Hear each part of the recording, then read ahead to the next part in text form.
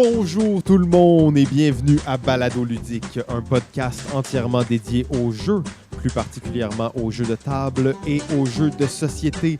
Aujourd'hui, saison 5, épisode 6. Top 100. On est rendu de 50 à 41. JF et Simon au micro. Oh que oui! Toute la journée pour vous pour une saison. Une saison, une journée. Oh yeah! Oh que oui, là, ça fait un petit bout qu'on est là. Ça fait un petit bout qu'on est là. Mais on vient de manger. Oui, ça va déjà un peu est mieux. frais. Désolé donc, si on est un peu mou à l'épisode 5. Là, on est tout frais. Comme si on venait de commencer ce matin. Comme si on venait de commencer ce matin, exactement. Dans le fond, Jeff est venu chez nous après le souper et on s'est installé et on commence à enregistrer pour une soirée extrême. Est-ce que c'est la même fois ou c'est une nouvelle fois? Ça, c'est la question qu'on va se poser. Mais avant tout, en fait, on voulait juste parler un petit peu là, de la prochaine saison. Parce que là, on arrive un peu comme un cheveu sur la soupe, on lance ça, 10 épisodes en une journée. Mais vous, ça vous prend 10 semaines de les voir, fait que c'est vraiment différent. On sait pas trop exactement où on va en être à ce moment-là.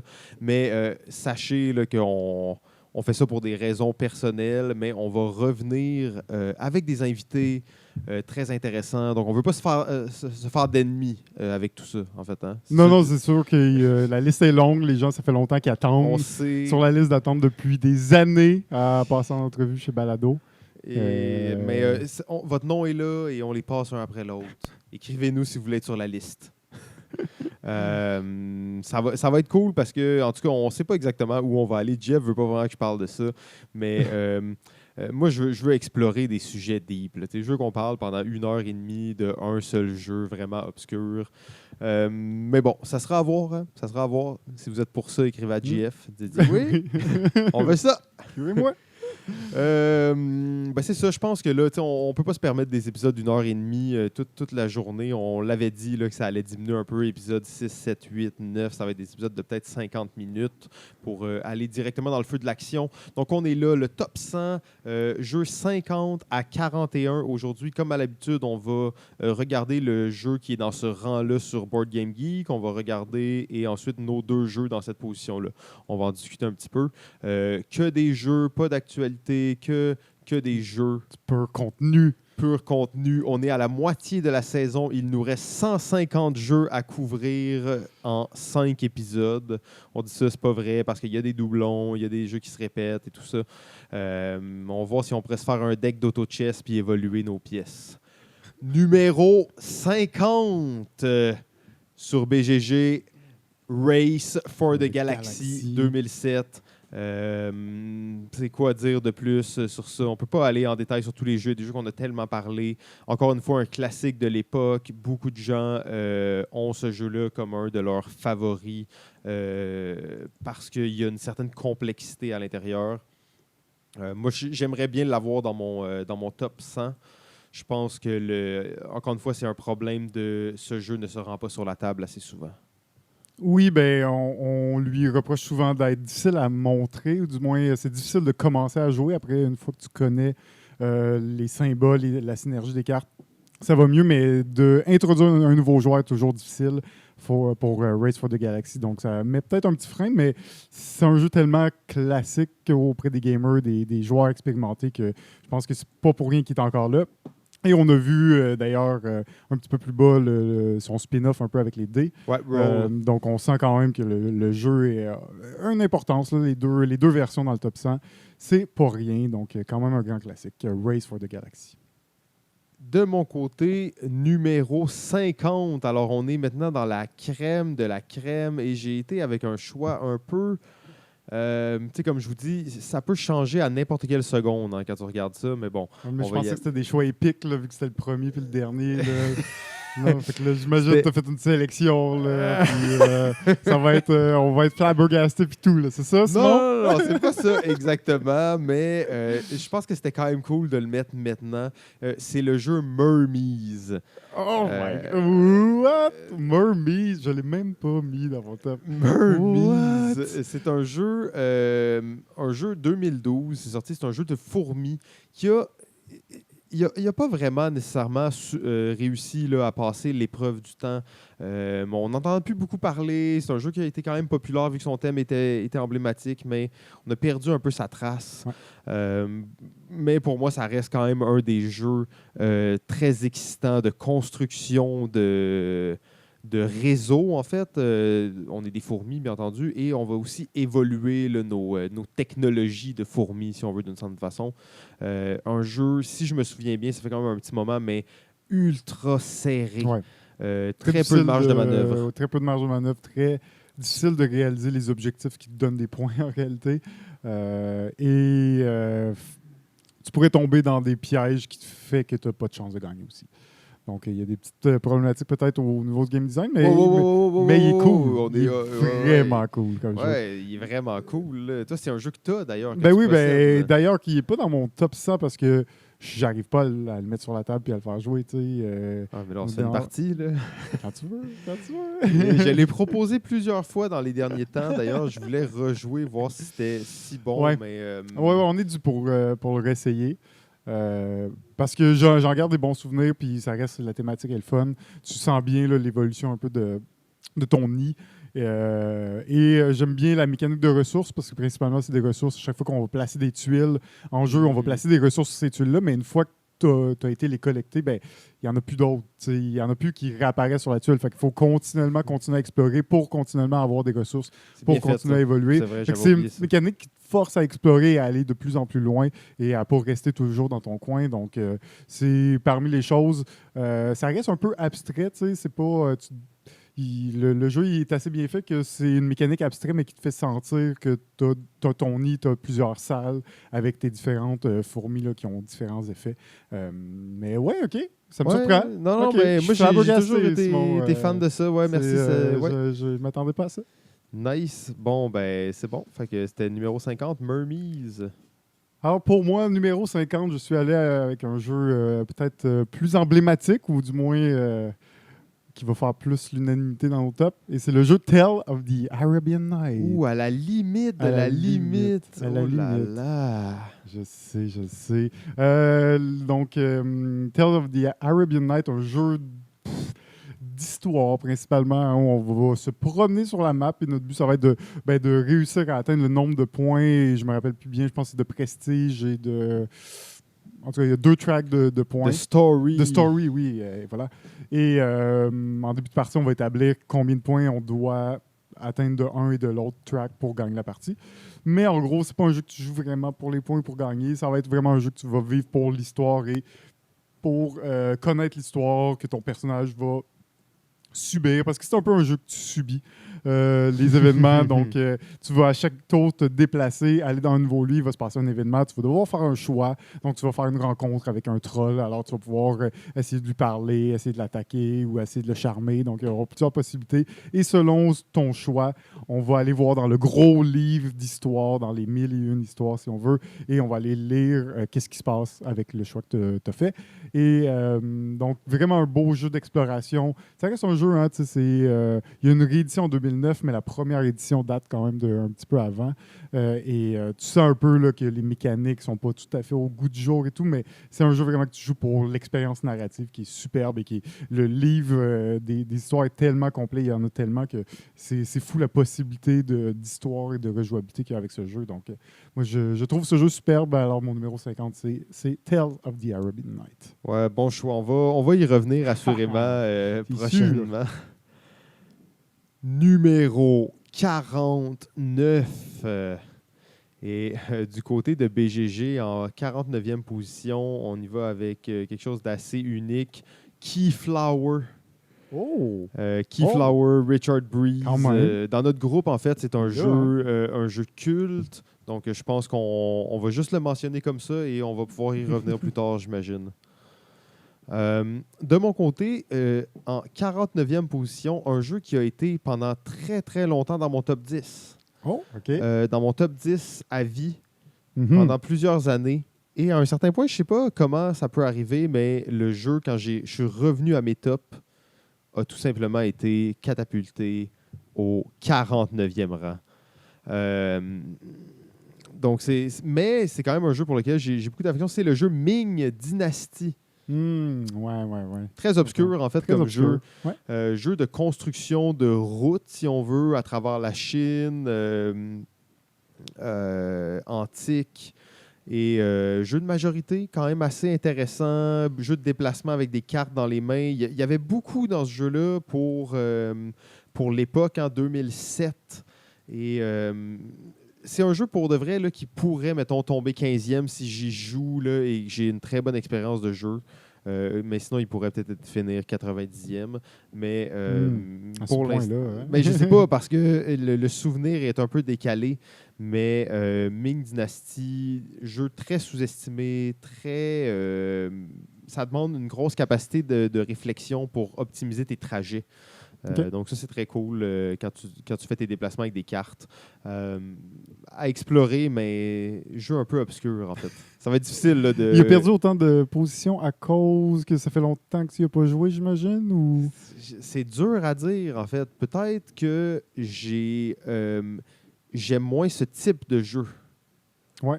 Ça, OK. c'est possible aussi que le genre complet a dégringolé. Pourtant, tu vois, l'aventure postale, qui est un jeu que je mettrais un peu dans le même type de catégorie, des jeux de construction de réseau avec des cartes. Ouais. Et lui, il est en augmentation constante, alors que Ming Dynasty diminue graduellement là, de qualité. Je ne sais pas pourquoi, mais je serais curieux de faire une partie pour voir qu'est-ce qui se passe vraiment avec ça. Je ne l'ai pas très bien vendu. On arrive dans la crème de la crème. Oui, c'est ça, exemple. Là, on pas dit très toutes les bon. raisons pour qu'il n'est pas plus haut sur la liste. Si j'avais à le retravailler maintenant, peut-être qu'il sera un petit peu plus bas. Mais OK, bon, ben Ming Dynasty 49. J'ai mon numéro 49 de mon côté, c'est le jeu québécois créé par Pierre Poisson-Marquis et Philippe Baudouin qui se nomme Québec. Oh, Québec! Le Scorpion masqué, l'un des projets de jeu les plus ambitieux du Québec moderne.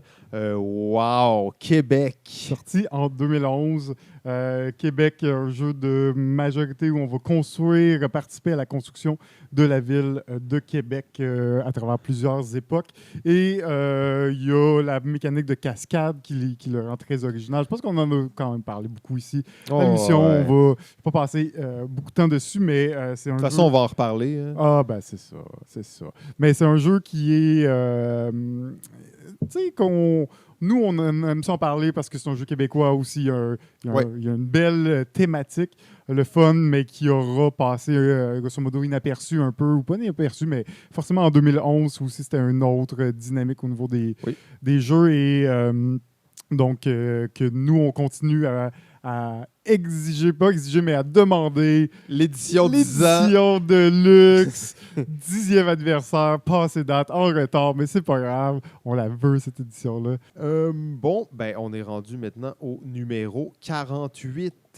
48, on a du côté de BGG Anachronie. Ouais, c'est bon ça. Je n'ai pas joué du tout, donc Jeff, je vais te laisser. J'ai pas pu faire plus d'une partie malheureusement, donc il ne fait pas partie de mon top, mais ça aurait pu. En gros, une des twists que présume le nom du jeu, c'est qu'il y a un peu de... On va pouvoir retourner dans le passé, changer des événements, donc tout ça. Ça reste un placement d'ouvriers assez euro. J'ai même eu la chance de l'essayer sur l'espèce de version de luxe où c'est pas juste des tuiles que tu places pour placer tes ouvriers, mais c'est des figurines. Donc vraiment des belles figurines, vraiment bien travaillées. Mais pour en réalité un jeu qui n'a pas vraiment de confrontation, c'est vraiment type euro de construction. On va construire notre base de notre côté, on va devoir remplir des objectifs. J'ai pas joué assez là, pour en parler plus que ça, mais la petite mécanique de retour dans le temps, même si elle n'est pas centrale au jeu, elle est intéressante, ou du moins elle marche bien pour ce qu'elle est. Et l'ensemble du jeu, là, un peu post-apo, rend bien là, la thématique. Donc moi j'ai beaucoup aimé ça, c'est un jeu à rejouer définitivement. Là. Ah, très cool. Ouais, ça avait piqué la curiosité, je crois, de plusieurs personnes, là, Anachronie. Je vois qu'il est bien placé, en fait, dans le top 100 hein, de BG, dans le top 50. Le top 50 on est là, on est là. Ouais. De mon côté, numéro 48, j'ai mis le jeu 1960 de Making of the President. Qui est un jeu à la Twilight Struggle, qui est propulsé par des cartes. Donc, card-driven. Il y a même d'ailleurs un des auteurs qui est le même, là, Jason Matthew, qui est le même, qui a travaillé sur Twilight Struggle. Une des grosses différences, contrairement à Twilight Struggle, c'est que c'est juste une phase au lieu d'en avoir trois âges différents. Je trouve que ce jeu-là est vraiment très intéressant. Je sais pas si tu as joué à ça, JF, ou... Pas assez pour m'en rappeler. Ouais, ok, parce Je que... pense que j'ai dû avoir fait une ou deux parties, là, mais... Ouais, ben, c'est une bonne simulation de politique Ouais. où en fait tu vas vraiment arriver à amener tes éléments sur certains États à contrôler. Et comme à la Twilight Struggle, la particularité, c'est que les cartes que tu vas jouer sont dans un contexte historique, là, fait que ça reprend des parcelles de l'histoire et permet de faire des actions spéciales sur le plateau, mais souvent aussi en donnant quelque chose à ton adversaire. Donc, c'est l'espèce de balance qu'il y a si on veut, dans ce système-là qui permet bien de raconter une histoire, on dirait. Hein. J'imagine de toute façon que tu vas nous reparler de Twilight Struggle éventuellement, un peu plus tard. Éventuellement, oui, forcément. Forcément. Sinon, mon seul point sur Making of the President, c'est à un certain point, je pense pas que le jeu était brisé nécessairement, mais il y avait clairement des stratégies qui étaient vraiment plus dominantes que d'autres. Oh.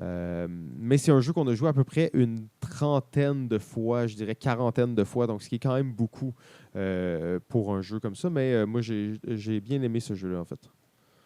Oui, ben, côté politique, hein, si on dit qu'il n'y en avait pas beaucoup. Ouais. Pourtant, c'est tellement un sujet qui semble approprié quand on y pense. Oui, exactement. Et ben, il faudrait jouer. J'y rejoue plus récemment, mais c'est sûr, comme étant fan des jeux de Twilight Struggle, ce type de jeu-là est un peu couvert déjà. Ouais. Peut-être pour ça que j'ai moins eu la chance ou l'intérêt de rejouer, mais en effet, c'est une version plus courte aussi, un peu plus streamlinée. C'est un peu moins long. En fait, une partie, ça va être plus 1h30, quelque chose comme ça, que, je sais pas, de 4 heures. Très intéressant, ouais. Et de mon côté, mon numéro 48, c'est le jeu Mission Red Planet et deuxième édition. Forcément sorti en 2015, là, qui était un jeu de mi-2000, donc de l'auteur Bruno Catala et Bruno Feduti. C'est un jeu où on va aller coloniser Mars, hein, forcément. Ouais. Une thématique maintenant très populaire, et qu'il était un peu moins peut-être il y a 10 ans, mais on voit l'intérêt thématique renouvelé avec ce jeu. Et dans le fond, c'est vraiment un jeu de contrôle de territoire. Donc, on va envoyer nos astronautes sur la planète et essayer de contrôler certains territoires dans le but d'en récolter les ressources et de faire des points de victoire. En gros, la mécanique, c'est qu'on va avoir des cartes, un paquet de cartes, tout le monde a le même de numéro 1 à 9. Et c'est un jeu d'action simultanée. On va sélectionner une de nos cartes, on va la jouer face cachée. Et quand tout le monde est prêt, on va dévoiler, mais on va dévoiler dans l'ordre. Donc, on va résoudre ceux qui ont l'action 9, ensuite l'action 8, ensuite l'action 7, et ainsi de suite. Et chacun des personnages a une action qui va te permettre soit de placer des astronautes dans des navettes spatiales, parce qu'il va y avoir plusieurs navettes spatiales qui vont être prêtes à décoller vers un territoire spécifique de Mars. Donc, quand tu vas les placer, tu vas choisir la navette vers quel territoire tu veux les envoyer. Ou ça va te permettre de faire des sabotages, de déplacer des astronautes sur Mars pour les faire changer de territoire et ainsi de suite. Donc, je trouve que c'est un beau jeu de contrôle des territoires assez simple. Tu pick up les règles assez vite, puis surtout que vu que c'est de l'action simultanée, c'est le genre de jeu que même à 6, parce que oui, il joue jusqu'à 6, ça ne sera pas trop long une partie, va quand même être généralement d'environ 1 heure et quart. Donc, c'est tout ça là, qui fait en sorte que c'est assez rapide, mais très intuitif. Tu as un peu de double guessing, d'essayer de guesser ce que les autres vont faire, parce que tu as des actions qui sont très fortes, mais il ne faut pas que d'autres joueurs jouent telle carte, et ainsi de suite. Donc, tout ça fait que c'est un super jeu, et surtout la nouvelle édition, elle est magnifique. Donc, ça, c'est Mission Red Planet. Ah! OK. C'est quoi le problème? Non, il n'y a pas vraiment de problème, mais tu sais, je me dis... What? Québec en dessous de Mission Red Planet. Tu vas-tu tout comparer les jeux à Québec maintenant? Non, mais tu sais, j'ai déjà été fan là, de Mission Red Planet, mais... Non, mais je veux pas... Il y a des problèmes Québec aussi, hein? Oh! Si tu veux qu'on en parle, on va en parler, là. Oui, non, on peut parler de ça. Moi, j'ai jamais parlé de ça. C'est pas pour... hein? Faudrait inviter les gens concernés là, pour discuter de ça. Là. Mais il est bon au Québec, là. Mais regarde, Michel de Planète, un petit peu plus facile à sortir aussi. Ouais, OK, c'est bon. Donc, on va y aller maintenant pour le numéro 47. 47 sur BGG, on arrive avec Seven Wonders. Donc, classique. Seven Wonders, hein, on le sait, c'est juste cool. Dans le top 50, c'est sa place. 2010. Parfait. 47. Bien content pour eux. Ouais. En 47e position, j'ai un jeu, en fait, que j'ai... Tu sais, je vous ai dit, il y a quelques jeux que ça fait longtemps que j'ai pas joué souvent, mais que j'estime quand même être à cette position-là. Et c'est le jeu Container. D'ailleurs, JF, je voudrais peut-être compter sur toi pour nous rafraîchir un peu la mémoire là, sur Container. Ça fait longtemps, moi aussi. Il n'est pas dans mon top, d'ailleurs, parce que... parce que ça fait trop longtemps. Ça fait longtemps, mais en gros, c'est un jeu d'échange. Hein, il va y avoir plusieurs paliers d'industrie. Et quand tu es un producteur, tu essaies de trouver des acheteurs pour tes produits. Tu peux pas être l'acheteur à toi-même, mais tu es aussi un acheteur des produits des autres. Donc, tu produis des certains types de marchandises. Certains types, mais il va falloir que tu le vendes. Tu ne pourras pas le produire pour toi-même. Tu es comme forcé à l'acheter à quelqu'un d'autre. Mais tu joues un peu les deux rôles. Tu es autant le producteur qu'acheteur, mais tu peux pas acheter et vendre à toi-même, si on veut. C'est ça, c'est un jeu de bateau. Hein. On va se déplacer d'un port à l'autre. On va pouvoir aller chez les autres ports, aller récupérer des ressources d'un producteur, essayer de les vendre à profit. Outre que ça, je ne peux pas en parler beaucoup. Je me rappelle que c'est un jeu économie et c'est un jeu économique où l'économie est gérée un peu... par les joueurs. Ben oui, par les joueurs. Puis il me semble qu'il y a une mécanique du fait qu'il n'y a pas vraiment beaucoup d'argent qui rentre dans le jeu. Dans le sens qu'il y a comme une façon qu'il y a de la nouvelle argent qui rentre dans le jeu. Mais si personne ne le fait, c'est comme on peut staller un peu l'économie. Donc c'est vraiment un jeu qui se joue sur les concepts d'économie et d'économie mondiale aussi, des répartitions de l'argent entre les joueurs. Puis forcément, ça se peut qu'un joueur qui ait beaucoup d'argent force un peu la main aux autres pour qu'il y ait moins d'argent qui rentre dans le jeu, pour les bloquer, pour pas qu'il y ait... Donc, il y a tout ça, mais ça reste un peu dur à expliquer là, en détail comment mécaniquement ça fonctionne. Mais non, c'est la particularité, c'est que l'économie est comme créée par les joueurs, mais tu crées des produits que tu ne pourras pas acheter, en fait. Donc, c'est un jeu discontinué depuis longtemps, qui a été finalement réédité, qu'on n'y croyait plus. Mais j'ai jamais vu la réédition, en fait, le 10e anniversaire. Je ne l'ai pas vu ici, mais j'ai vu j'ai vu des photos. Là. C'est là. Ouais, OK. Je pense que c'est possible de l'acheter. Je ne l'ai peut-être pas vu en boutique. Probablement pas distribué en France au Québec. C'est probablement ça la raison. Alors, mon numéro 47 est le jeu Battlestar Galactica. Alors, Battlestar Galactica, inspiré de la série, on en a parlé un petit peu dans le dernier épisode, mais ce qui est la force de ce jeu et pourquoi il est encore présent dans le top 100 BGG et pourquoi il est dans mon top malgré que ce soit un jeu extrêmement long, extrêmement compliqué avec plein de règles que j'ai jamais lu les règles. Je me fie tout le temps à quelqu'un qui connaît les règles parfaitement parce que sinon je ne jouerais pas à ça. Ça reste... l'effet thématique est là. Tu as juste besoin d'avoir vu la première saison pour comprendre et rentrer facilement dans le jeu, dans l'ambiance et de comprendre... Donc, ça facilite l'apprentissage du jeu vu que tu comprends bien l'interaction avec l'univers, donc avec le système.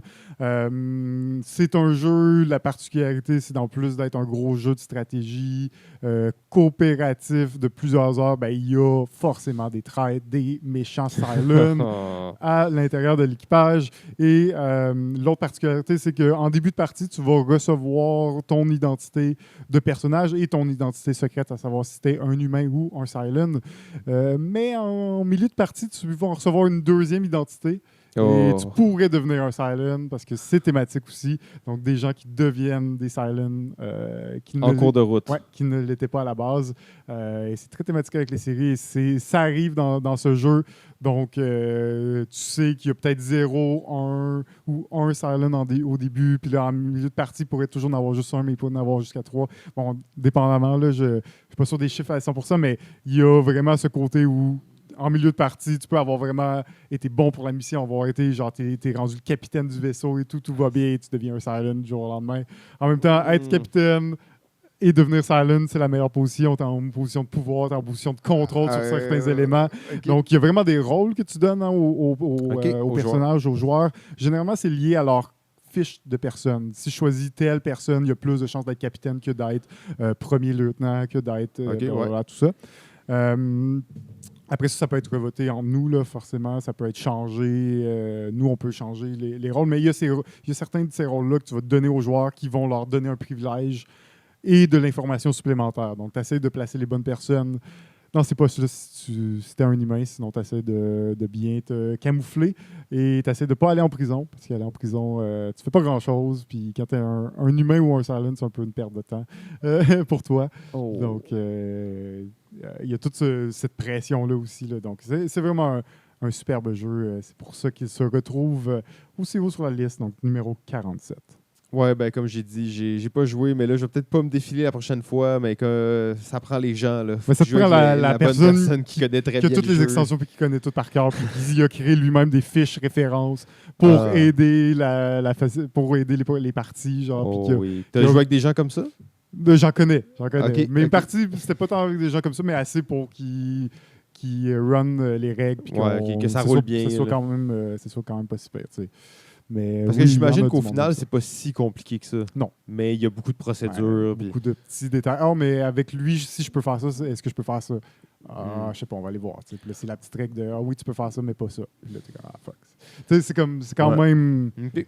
C'est dans la lignée de ce style de jeu, Fantasy Flight, tu sais, mais c'est quand même bon malgré tout, hein, malgré qu'on chiale sur ça. Puis que des fois, il y a des jeux qui ont été chiés complètement à cause de ce genre d'expérience. Ben, il y en a beaucoup qui font partie du top malgré tout. Il y en a qui ont réussi, puis ils sont cultes grâce à ça. Là. Numéro 46. Sur BGG, un jeu que je n'ai pas joué, mais j'ai beaucoup entendu parler, c'est le jeu Root. Root. Le jeu asymétrique du Ouais, moment. nouvelle entrée hein, quand même, 2018, assez 2018, récent, un gros 46e buzz position, boom. l'année passée. Donc, un jeu que je n'ai pas pu essayer non plus. Jeu qui a l'air bon parce que tout le monde en parle, qui a l'air assez intéressant. Ça reste jeu de confrontation. Moi, je suis comme, bah, si ça arrive, mais je ne veux pas tant pousser pour l'essayer. Mais le côté asymétrique m'intrigue vraiment beaucoup. Et l'esthétique est unique. En fait, Exact. c'est difficile de comparer ça à quelque chose qui existe. Puis un jeu de confrontation avec cette thématique de nature. Je me demande à quel point c'est la confrontation, tu sais, ou c'est plus une espèce de... Ouais, je suis vraiment curieux de l'essayer. En fait, j'ai très hâte à ça.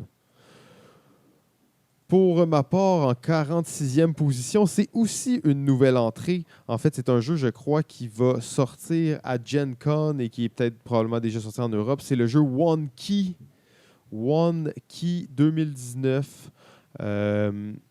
Pour moi, on parlait de Mysterium tout à l'heure et tout ça, de ce genre de jeu-là. Pour moi, One Key, c'est le jeu qui détrône en fait absolument Mysterium et qui est beaucoup plus accessible, beaucoup plus simple, qui est vraiment un jeu de party en fait.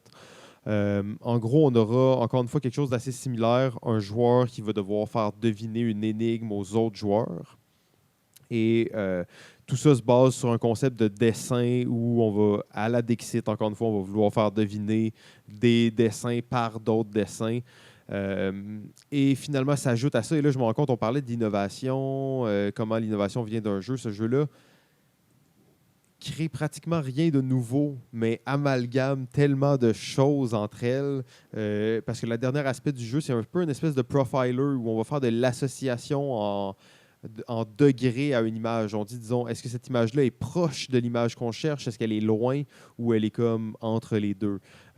Donc ça, c'est un autre aspect du jeu qui va permettre de deviner la séquence. Tout ça, ça a l'air assez flou là, quand je l'explique, mais c'est un jeu ultra simple et une partie va durer à peu près 15 minutes parce que tout ça se passe en temps réel.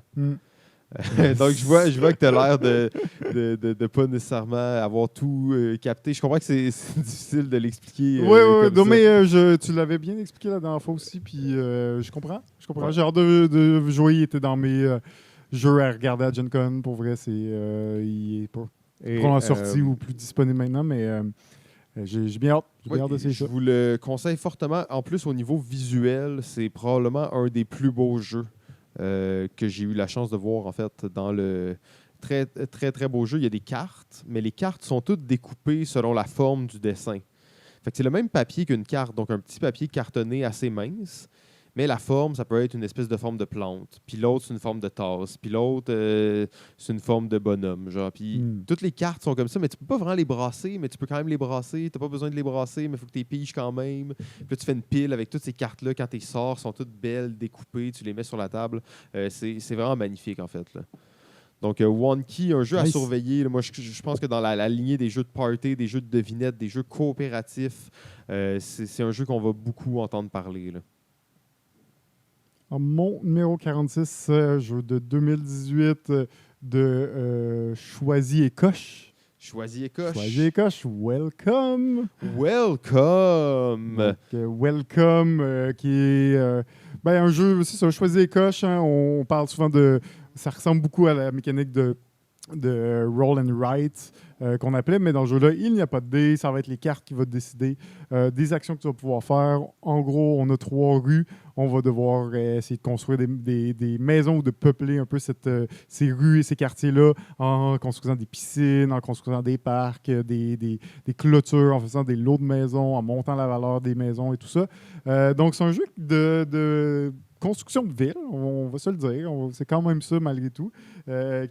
Qui reprend les mécaniques de roule et cri, qui sont souvent des jeux assez simples, assez abstraits, tout ça, mais avec Welcome, on a un jeu de ce type qui sort du lot un peu à cause de cette thématique, à cause en fait, à quel point c'est fort, puis à quel point les mécaniques sont présentes et en corrélation avec le thème.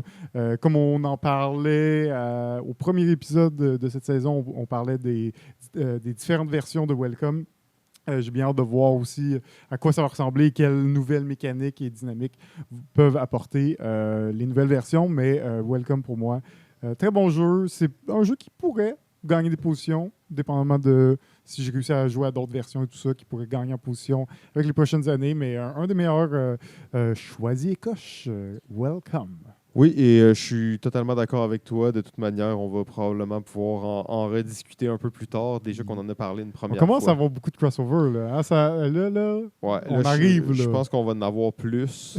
Oui, c'est ça. C'est pour ça qu'on disait les épisodes vont peut-être durer un petit peu moins longtemps là, qu'on le prévoit. Mais ça, c'est parfait. On continue sur le rythme.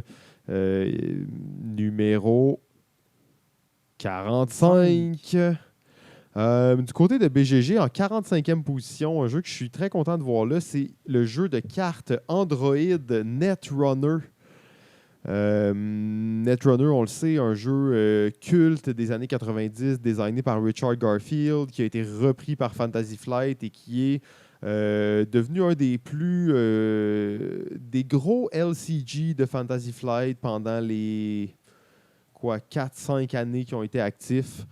Ça a été un des très gros. Il y a eu une grosse scène de tournois et tout ça. Beaucoup de joueurs qui se sont développés. Netrunner, la particularité, c'est un jeu où il y a 2 rôles, en fait. Donc, on va jouer le runner, donc le hacker et la corporation. Et en fait, dans un tournoi, dans le fond, on arrive là avec nos 2 decks différents. Notre deck de runner, notre deck de corporation. Tout dépend des parties. On va jouer on va utiliser un deck ou l'autre. Une des grosses particularités, là, ce qui rend le jeu totalement asymétrique. C'est vraiment original par rapport à d'autres jeux de cartes de type Magic. Là. Exactement. Mais sinon, beaucoup de cartes. Je pense qu'ils ont bien entretenu la franchise. Là. Je pense que là, c'est un peu mort. Là. Ça faisait quand même 6-7 ans que ça roulait. Là, je pense qu'ils ont arrêté de produire des nouvelles extensions, ce qui veut un peu... Ils sonnent aussi l'arrêt du projet. Là. Ouais. La plupart des gens vont arrêter de jouer à Netrunner. Malgré tout, je pense que ça... Pour les fans de jeux de cartes là, qui veulent jouer avec leurs amis, nous, on a joué beaucoup entre amis au début. C'est ça, on a joué beaucoup, on faisait nos decks, on s'est bien amusé avec ça.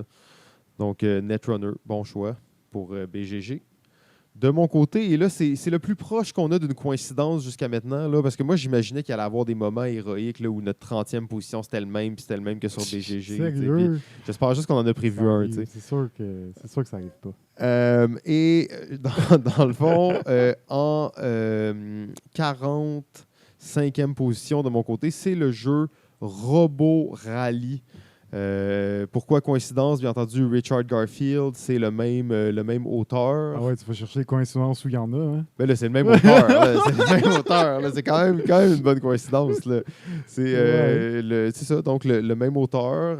Robot Rally Gros jeu de programmation chaotique. On parlait au tout début de la journée, il y a plusieurs heures déjà, on parlait de Colt Express. Et j'avais mentionné qu'il y avait des jeux justement de programmation chaotique qui surpassaient ça d'une façon assez sérieuse. Pour moi, Robot Rally est l'exemple parfait. On joue un robot dans une usine. C'est un concept full, un peu, si on veut, absurde et abstrait. Pas abstrait, mais c'est un peu, tu es d'un robot dans une usine, tu te bats contre d'autres robots. Et on va programmer les actions, les robots tirent des lasers et tout le monde va bouger en même temps. Mais c'est une usine où il y a des plaques qui tournent, il y a des chariots, pas des engrenages qui te font changer de position, des tapis roulants qui te font avancer d'une case de plus. Donc, quand tu bouges, tu ne sais pas où tu vas et les robots se poussent entre eux. C'est un jeu qui se joue jusqu'à 8 joueurs. Donc, il faut imaginer que c'est une espèce de course ultra chaotique dans une usine avec des robots qui se tirent dessus avec des lasers. 1994, la première édition de Robot Rally. Pour moi, ça, c'est dans les classiques des classiques. En fait, on a fait des parties de ça absolument folles. Oui, ben c'est pour ça je vais en reparler peut-être un petit peu plus tard. Oh, OK, c'est bon. Je me doutais pas que tu avais mis ça plus loin que ça, mais je suis content. Non, je suis autant excité que toi, et même plus, on dirait. Ouais, je vois ça. Yes! De mon côté, numéro 45, une nouvelle entrée, un nouveau jeu. J'ai essayé pas si longtemps que je vous en ai même parlé à la dernière saison. Et c'est le jeu Gizmo. Oh, Gizmo. tout récemment! Ouais. Gizmo, c'est un jeu où on construit des bébelles, puis des machines, puis des bidules. Non, mais c'est ça, pour vrai. C'est vraiment ça. Donc, en gros, c'est vraiment un jeu d'engin. On va construire justement des cartes. Des cartes qui vont nous demander de dépenser de l'énergie. Les énergies, ça va être des espèces de billes qu'on va aller chercher dans un tray central. Le tray, c'est comme une boîte où tu peux pas voir à l'intérieur et il y a une rangée de billes qui sortent. Puis là, mettons, tu vois les prochaines 5 billes de quelle couleur elles sont.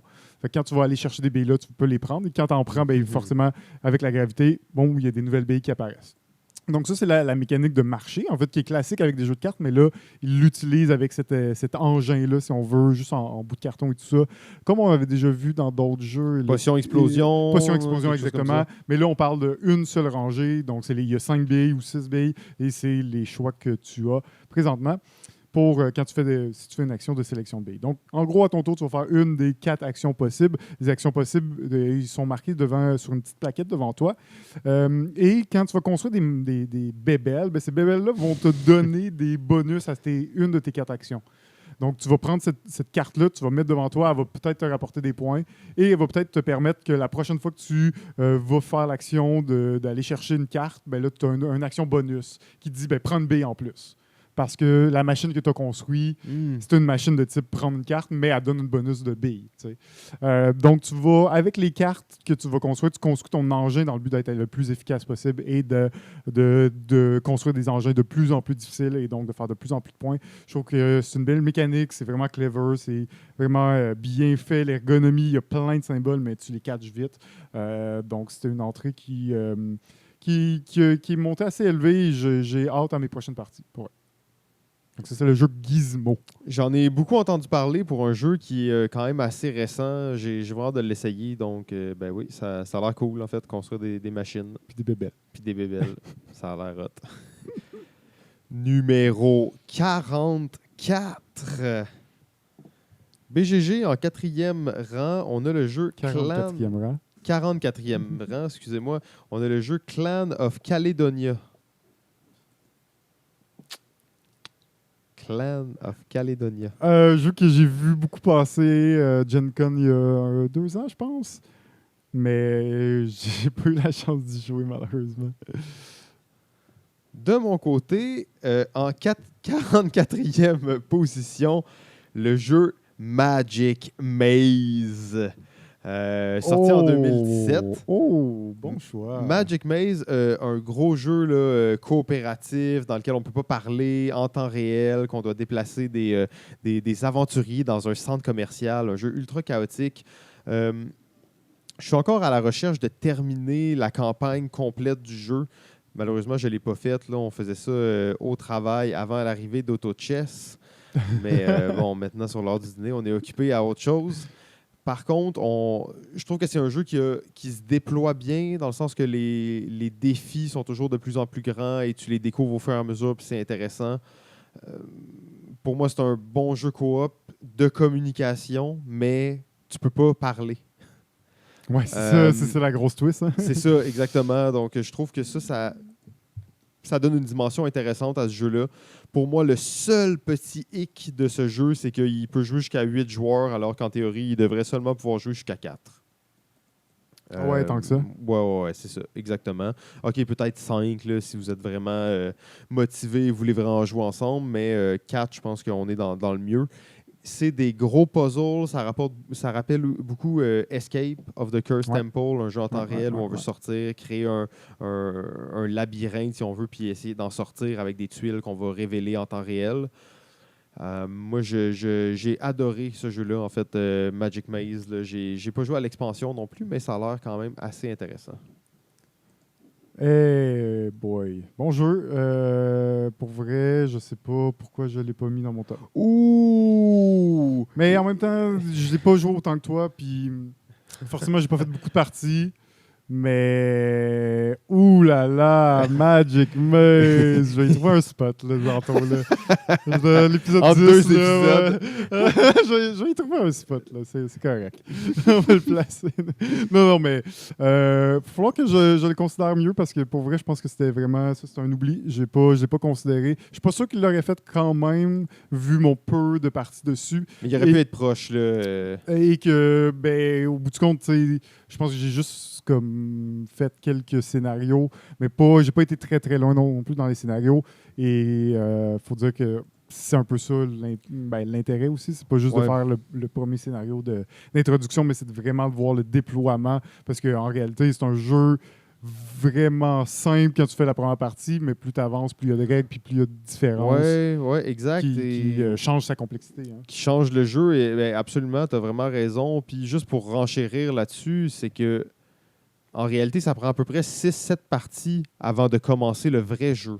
Ouais, c'est ça. Et la plupart des gens n'ont pas joué les 6-7 parties. Ils n'ont pas révélé les pouvoirs de chacun des personnages. Parce que chaque personnage a des pouvoirs que tu peux utiliser sur les plateaux. Et là, après, en fait, qu'est-ce qui est fou, c'est que dès que le vrai jeu commence, ben là, ils introduisent une twist dans chaque tableau. Ok, ouais. Fait que dans chaque tableau, là, c'est plus les mêmes règles. Fait que les règles changent constamment Mhm. par la suite. Et même il encourage les gens, et là, je ne sais pas à quel point la communauté elle a été bâtie, mais il encourage les gens à créer leur propre scénario, Ouais. créer leur propre défi. Donc, ça, c'est quand même intéressant aussi comme truc. Là. Très cool.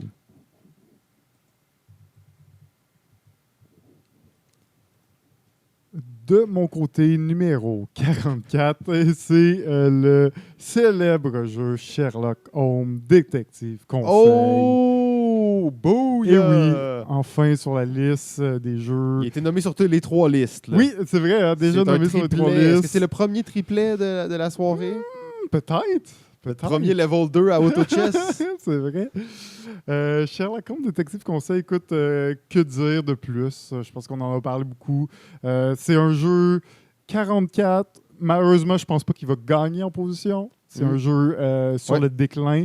Dernière édition 2011 et première édition dans les années 80. Donc, c'est quand même un jeu originalement qui date et qui a été remplacé par d'autres Sherlock Holmes. Plus récent, là, dans le fond, cette édition-là, Détective Conseil, je ne pense plus qu'elle va vraiment revoir le jour. Mais on a switché vers d'autres types qui reprennent vraiment les mêmes mécaniques, mais on est dans des scénarios vraiment différents. Donc, ça reste un jeu à scénario. Hein. Au bout du compte, il y a 10 scénarios dans le jeu. Je pense qu'ils ont sorti quelques extensions de plus.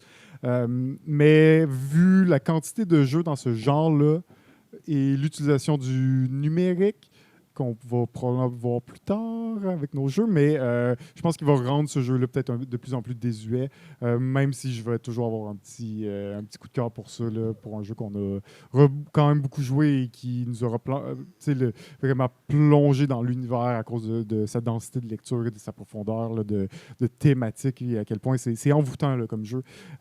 Donc, quand même, c'est quand même moi qui l'ai placé le plus haut. Oui, Conseil. mais c'est pas étonnant non plus. Moi, je suis satisfait de ça. En fait, ce jeu-là, je pense qu'il méritait sa place dans les 3 listes. Et ben, il est là. Il est là. Numéro 43. Jeff, Ouais. numéro 43, BGG, Mhm. Le voyage de Marco Polo. 2015, jeu euro, hein, où ben, forcément, on va faire le voyage, mais c'est un voyage principalement en Europe où on va se promener de pays en pays et pour vrai, là, la grosse twist de jeu-là. Et pourquoi probablement qu'il est encore là? Parce que j'en entends plus beaucoup parler, bizarrement, mais il y a quand même eu son 43e buzz. position, c'est quand même assez Très haut. bonne position, très bonne position, exact. Mais je pense que c'est un euro très solide et la grosse particularité du jeu, c'est que chaque joueur a un pouvoir, mais un pouvoir qui est vraiment powerful et qui change complètement le jeu. C'est presque un jeu rendu, c'est pratiquement asymétrique. OK, C'est pas asymétrique, là, mais presque. tu sais, disons que la grosse mécanique du jeu, c'est la mécanique de dés qui va te permettre de, selon les dés que tu as roulés, les valeurs, ça va déterminer des actions selon la valeur des dés. Puis il y a un personnage où tu choisis la valeur de tes dés. Tu n'as jamais à les rouler, tu sais. Fait que c'est comme... OK, c'est vraiment des gros pouvoirs. C'est là. comme tu as un tiers de la mécanique principale du jeu qui n'est pas affecté par ce joueur-là. T'sais. Fait que c'est vraiment des gros pouvoirs. Je pense qu'il somme toute, me semble assez balancé. Ça reste qu'il y en a juste 4 et que c'est toujours les mêmes 4 Ouais. personnages. Là. Il n'y en a pas plus que le maximum de nombre de joueurs sur le jeu, donc c'est 4. Mais c'est un jeu de course, hein, un peu un jeu de parcours parce que tu sens que tu fais ton parcours, tu essaies d'être optimal parce que tu vas pas nécessairement revenir. Un lieu que tu es allé, tu vas peut-être pas être en mesure d'y retourner. T'sais. Fait que c'est vraiment un peu, tu essaies de le planifier et quand tu quittes un endroit, il y a des bonnes chances que tu n'y retournes pas. Donc, il faut quand même que tu prévois bien tes choses, tu essaies d'implanter tes comptoirs commerciaux et donc de rapporter des points de plusieurs façons. Je ne me rappelle plus trop non plus en détail, mais cette chose là, de mécanique complètement brisée pour les pouvoirs des personnages est assez particulière, assez pour vouloir l'essayer juste pour voir à quel point c'est différent, à quel point c'est pas juste « Ah, ben j'ai un +1 sur tel achat ». Tu sais, normalement, les pouvoirs, c'est bon, mais c'est relativement simple ou relativement faible comme pouvoir. Et là, c'est vraiment une nouvelle façon de jouer un peu quand tu as un nouveau personnage. Mais en fait, tu sais, j'ai jamais joué. Tu m'en as souvent parlé. Et à chaque fois, c'est revenu que tu me disais cette particularité-là. Maintenant, chaque fois que je pense à des idées de jeu ou que je me laisse emporter là-dedans, Ça, hein? mais ça revient tout le temps à cette idée-là qui est comme « Ah oui, JF m'a dit dans Marco Polo, les pouvoirs sont vraiment broken. » Et ça me semble vraiment une idée intéressante à exploiter. Quelque chose qu'on n'a pas vu souvent, mais qui est pourtant... Parce que tu sais, le problème avec ça aussi, c'est que ça peut se briser la gueule facilement. Ouais, parce que là, c'est pas bien balancé. Que c'est unbalance. C'est fini. Légèrement trop. T'sais. Clairement, ça peut pas être 100% balance, puis tu vas avoir des trucs peut-être un peu mieux, mais généralement, la chance ou le skill personnel des joueurs va faire en sorte que c'est quand même balancé malgré tout au bout de la ligne, mais dès que c'est un petit peu trop, ça dépasse un peu les limites. Là. Je sais pas c'est quoi, genre 5%. 5%. C'est fini. C'est vrai. Plus que 5%, c'est fini. 5% Ouais. de quoi? On sait pas, mais... Pas 5%. Pas plus. Mais là, justement, j'arrive, on parle de balance et tout ça, et de refaire un jeu, et comment un jeu peut être gâché. Mon numéro 43, c'est le jeu Puzzle Strike. OK. Oui. OK. Ça fait longtemps. Ouais, ça fait longtemps. 2010 que c'est sorti, la première édition. Deuxième édition, on devait être en 2012.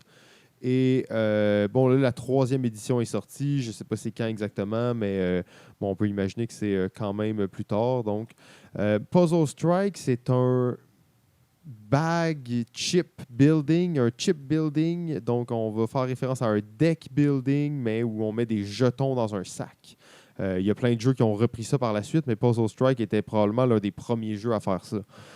Mettre des jetons dans un sac, constituer ton équipe de combattants, en fait. C'est un jeu de combat, Puzzle Strike, à la manière des jeux comme Pokémon Puzzle, Mario, Dr. Mario, ouais. des jeux où tu fais un jeu à la Tetris où tu fais des rangées de couleurs, puis là, ça te brise des blocs, où tu fais des blocs, puis tu envoies ça sur ton joueur, qui t'envoie des blocs plus gros sur le joueur à ta gauche. T'sais. Donc tout le monde s'envoie des blocs l'un sur l'autre pour essayer de détruire leur économie, tes points de vie. Bon, c'est vraiment bizarre à expliquer comme ça. En gros, la particularité, c'est que justement, c'est un jeu dans lequel on va mettre des jetons dans un sac et à notre tour, comme dans un deck building, comme Dominion, n'importe n'importe quel. On va piger un certain nombre de ces jetons et on va les utiliser pour faire des actions dans le jeu qui vont nous permettre d'acheter des meilleurs jetons, de faire des points, d'attaquer nos voisins. J'aimais beaucoup ce jeu-là.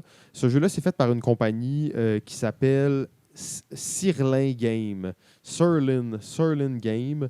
Et ces jeux-là sont dans un univers qui s'appelle le Fantasy Strike Universe.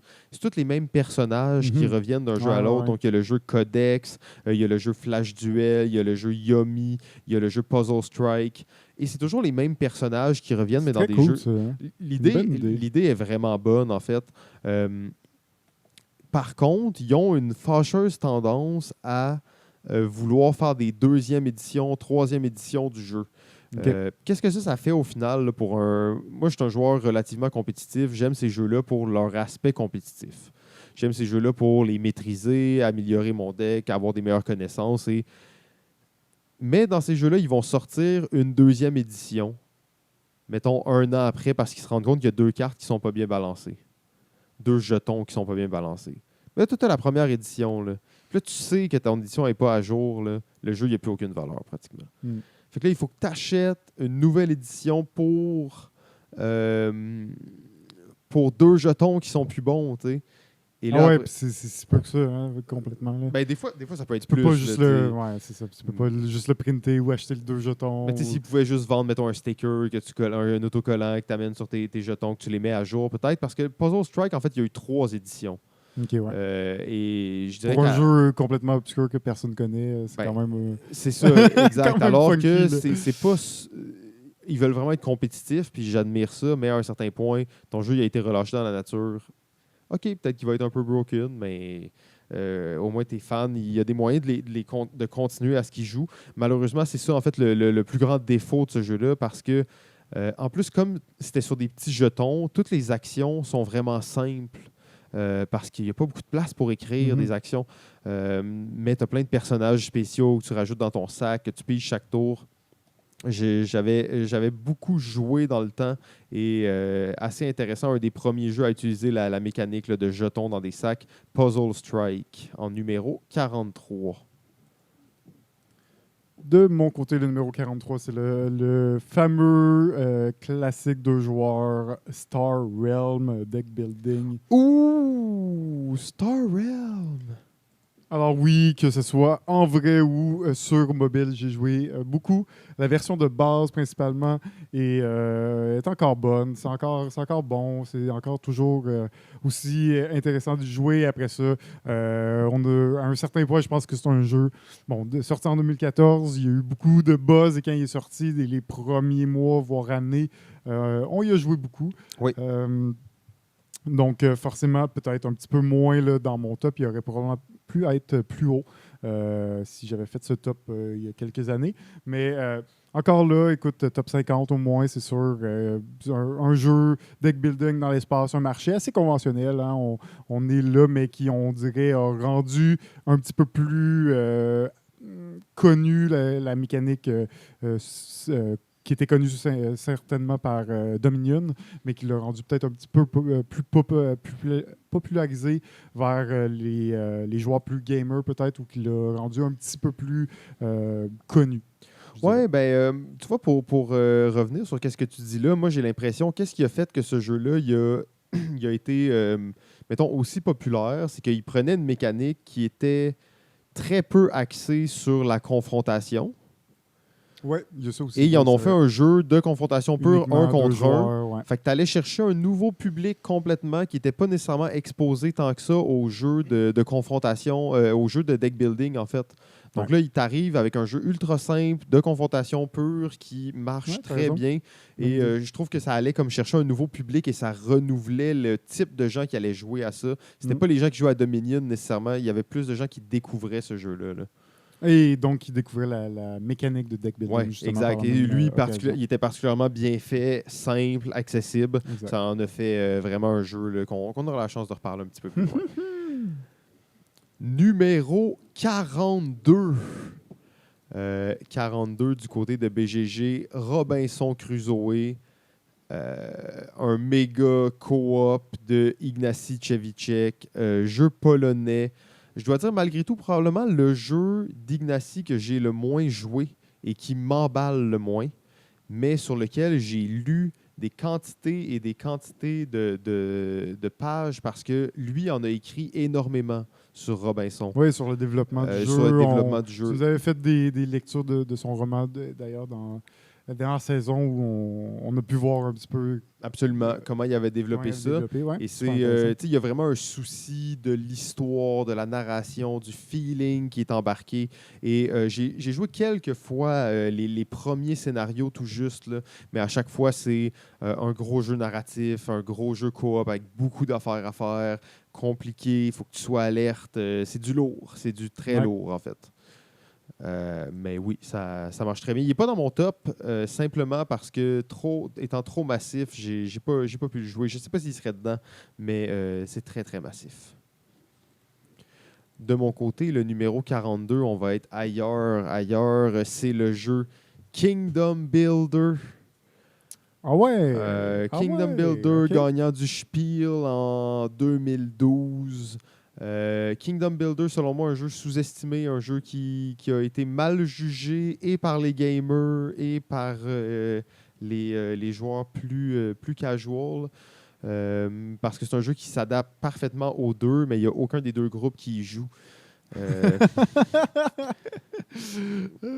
Ouais, Terra Mystica, un peu. Ouais, mais c'est que c'est vraiment même plus si- simple. même On va si c'est pas placer des pareil, là. maisons. On va placer Ouais. des maisons. C'est tout ce qu'on fait dans ce jeu-là. On place des maisons sur des terrains en fonction des cartes qu'on a dans nos mains. Mais la particularité, c'est qu'à chaque partie, il va y avoir des twist cards, si on veut, qui viennent changer complètement le jeu. Ce qui en fait un jeu très simple, mais qui va être différent chaque fois. Certaines fois, des symboles n'auront aucune importance. D'autres fois, ça va être d'autres symboles qui vont être là. Et la façon de faire des points change d'une partie à l'autre. Des fois, ça va être la plus longue ligne. Des fois, ça va être le plus de gens autour d'un oasis. Des fois, ça va être le plus de gens en montagne.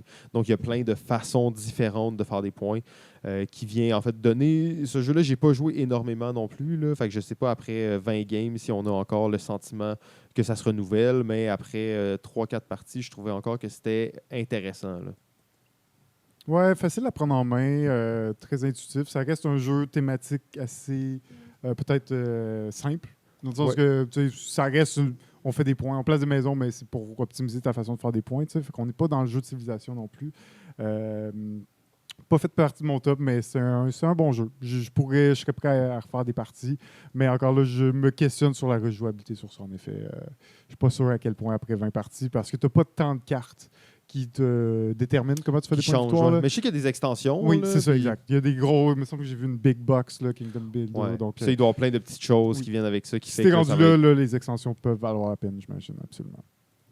Alors, de mon côté, numéro 42, on continue avec un autre deck building, mais maintenant un deck building de sport. Oh que oui! Ok, oui, Baseball Highlight 2045, un jeu de baseball, de deck building, mais assez léger, on va se le dire, au niveau du deck building. On est plus dans la gestion de main parce qu'on va faire des parties de baseball. Donc, une partie de baseball, c'est 5 cartes, si je ne me trompe pas.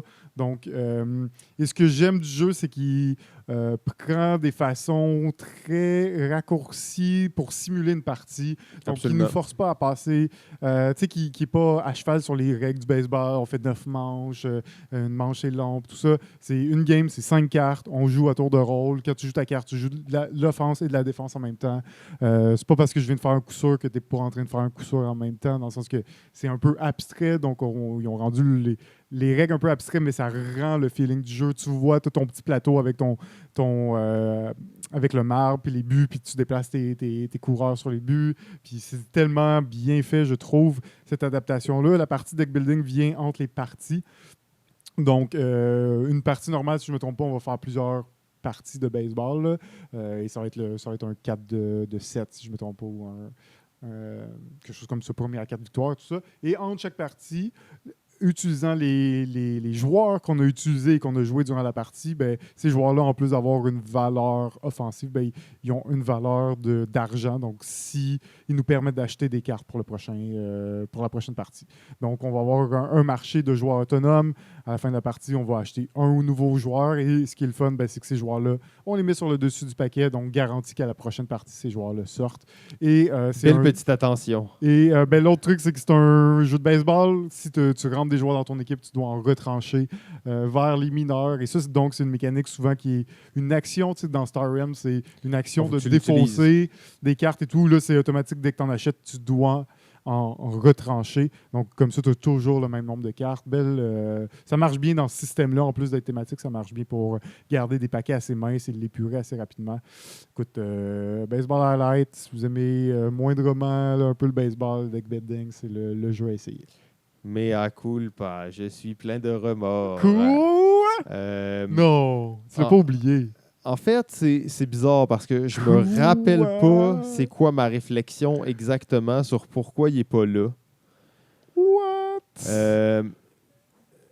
Je sais pas pourquoi il est pas là. Je me rappelle que quand j'ai... Champion du monde de notre dernière game. C'est vrai. 2016, genre du championnat où on a passé genre 4 heures à jouer, à faire des games et des tournois sur tournois. Genre. C'est pour ça que il est pas dans ton top 100! C'est pour ça que je suis vraiment confus. En fait, je suis plein de regrets. Je suis plein de regrets. Je sais pas pourquoi il est pas là. Il va falloir investiguer auprès une enquête publique, des recherchistes. Désolé. Qui a fait l'erreur?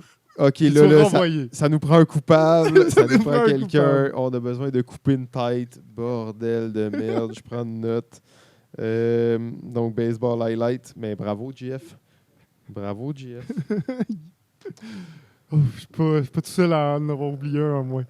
Non, c'est ça, exactement. Un raté de chaque côté. Mais c'est bon, hein, au moins, on en parle quand même du jeu. On l'a pas juste complètement oublié. On sait juste qu'on l'a. Maintenant, on sait qu'on l'a oublié. C'est la seule différence. Numéro. Et le dernier du jour de l'épisode 6. Nous sommes déjà à la fin de l'épisode 6. Oh yeah. 6e épisode en une journée. Numéro 41. Et là, ça fait mal. En fait, c'est le jeu le plus récent dans le top 50 de BGG. Oh, c'est vrai? C'est le jeu le plus récent à être à cette position-là. Donc, le seul jeu 2019, c'est Wingspan qui se téléporte et qui va chercher... On s'entend, dans le top 50 de BGG, on a les gros euros vraiment épiques et les Ameritrash qui ont des succès hors normes. Mais là, on a Wingspan qui vient se glisser là, en fait, avec un... Est-ce que les ornithologues seraient d'avides utilisateurs de BGG? Ça, c'est à investiguer. Wingspan? Ah, mais je pense que Wingspan est apprécié pas juste par les ornithologues de ce monde et par tous les gamers moindrement avertis. Thématique tellement originale. Jeu d'oiseaux. On va en parler. On va en parler plus. On va en parler, OK, c'est bon. Moi, j'ai pas joué, mais il n'y a aucun jeu depuis des... En fait, il n'y a pas beaucoup de jeux depuis des années où j'ai écouté autant d'entrevues avec l'auteur sur le jeu. Et probablement, c'est une femme auteur, donc ça, c'est vraiment très cool. On pourrait dire même une autrice. Moi, j'aime bien ce terme-là. C'est Elizabeth Hargrave. C'est pas mal son premier gros jeu, le fait avec Stone Myers, donc les mêmes qui font Side, qui font tout ça. Donc je pense qu'il y a eu vraiment un beau travail qui a été fait de ce côté-là.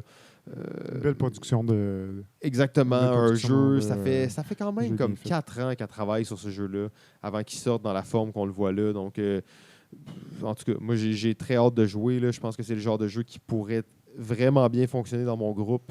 Et c'est ça, exactement. De mon côté, on va y aller avec un jeu d'une légende, en fait, Michael Kiesling. Et le jeu, c'est Viking 2007. Il a été réédité il y a quelques années, en fait. Un jeu que j'ai vraiment pas joué beaucoup, mais qui m'a toujours fasciné, en fait. Jeu très étrange dans lequel on va créer des îles. En fait, on va explorer des îles, c'est ce qu'ils disent, mais en réalité, on va créer des îles dans certaines rangées. Et ces rangées-là sont rattachées à certains personnages qu'on a dans notre main, si on veut, qu'on va pouvoir jouer. Donc, on va se spécialiser dans certains pouvoirs pour faire des actions plus fortes. Très, très vague là, à décrire, mais vous irez voir des photos et vous allez voir que c'est un jeu vraiment bizarre juste à regarder, en fait. Vikings. Mais encore une fois, une façon très originale de faire des points, d'aller chercher ses ouvriers pour les faire travailler, de créer des îles. Moi, je trouve que c'est un jeu qui est très cool, là, qui est assez difficile à trouver et à jouer, en fait. Ouais, oui, j'en ai entendu beaucoup parler, mais Il y a eu une réédition, il a été très populaire. Moi, j'ai réussi à jouer quelques parties. Après ça, j'ai réussi à rejouer quelques fois sur la réédition et une fois ou deux en ligne. Mais ça vaut vraiment la peine. Je pense qu'il est là sur BGA, d'ailleurs, pour ceux qui seraient intéressés. Ouais. Ça vaut la peine. Ça vaut la peine d'aller voir ça. Alors, dernier jeu de cette émission. On finit en grand avec une grande légende. Le jeu de toutes les franchises, de toutes les éditions. Le base game de Pandémie. Pandémie, jeu Vanilla. Vanilla.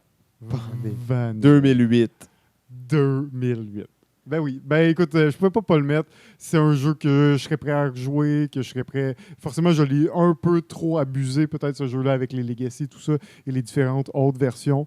Mais tellement un classique indémodable pour moi, je continuerai à le montrer, à l'apprendre à des gens qui n'ont jamais joué et à y jouer aussi, sans problème. Ben voilà. Que dire de plus sur ce Pandémie classique? Moi, je pense que ça conclut notre épisode 6. Merci beaucoup à tous les gens qui font des jeux, en fait. Tous les gens qui investissent des efforts pour faire des jeux qui nous permettent... C'est beaucoup de travail faire un jeu. On s'en rend pas compte des fois. C'est fou, c'est tellement de travail. Et en plus, ça nous permet d'en parler et de capoter pendant 20 heures de suite consécutives pour parler du jeu. Une saison complète. Une saison complète. Merci d'être avec nous. Partagez ça, en fait, c'est une espèce d'anthologie du jeu. On ne dit pas que ça a une valeur extrêmement grande qualitativement, mais quantitativement, c'est énormément. Merci beaucoup tout le monde et bonne semaine.